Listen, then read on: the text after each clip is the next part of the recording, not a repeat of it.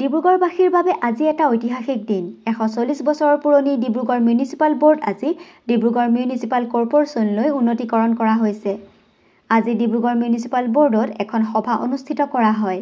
উক্ত সভাত housing and urban affair বিভাগৰ মন্ত্ৰী শ্ৰী অশোক সিংহাল ডাঙৰীয়া এমএলএ শ্ৰী প্ৰশান্ত ফুকন ডাঙৰীয়া কমিশনাৰ সেক্ৰেটাৰী কবিতা পদ্মনাভন ডক্টৰ শৌকত পাত্ৰ ডাঙৰীয়াকে আদি কৰি বহু কেইজন গণ্যমান্য ব্যক্তি উপস্থিত থাকে এই সকলোৰে উপস্থিতিতে 140 বছৰ পুৰণি ডিব্ৰুগড় পৌৰসভাক উন্নতিকৰণ কৰি ডিব্ৰুগড় মিউনিচিপাল কৰ্পোৰেচন কৰা খবৰটো ৰাজহুৱা কৰা হয় আৰু ডিব্ৰুগড় মিউনিচিপাল কৰ্পোৰেচনৰ প্ৰথম মেয়ৰ হিচাপে ডক্টৰ শৌকত পাত্ৰক মনোনীত কৰা হয় বহুত গুৰুত্বপূৰ্ণ ঘোষণা কৰিবলৈ ডিব্ৰুগড় মিউনিচিপাল বোৰ্ডত আহিছো আৰু ঘোষণাটো হ'ল ইমিডিয়েট ইফেক্ট আজিৰ পৰাই Dibrugarh municipal board Dibrugarh municipal কৰ্পোৰেচনলৈ ৰূপান্তৰ কৰা হয়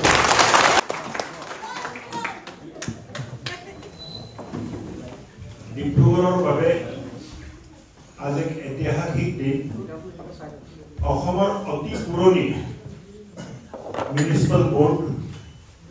100 বছৰ অতিক্ৰম কৰা মিউনিচিপাল বোৰ্ড আজি মিউনিচিপাল কৰ্পোৰেচনত ৰূপান্তৰিত হ'ল আৰু মিউনিচিপাল কৰ্পোৰেচন হোৱাৰ লগে লগে বহু ধৰণৰ সা সুবিধা উন্নত মানদণ্ডৰ সেৱা ডিব্ৰুগড়বাসী ৰাইজে মিউনিচিপাল কৰ্পোৰেচনৰ পৰা পাব অনাগত দিনত 3 দিন বা 4 দিনৰ ভিতৰতে নোটিফিকেশন হোৱাৰ পিছত ফৰ্মেলিটিজ থাকে যে বৰ্তমান বোৰ্ড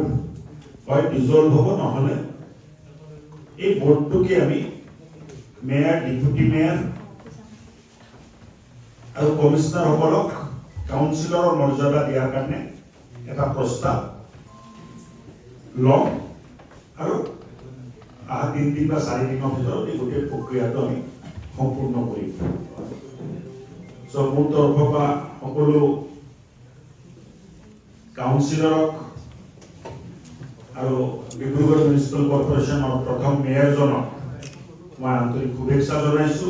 আৰু যিটো মানে নটিফিকেশ্যন আছে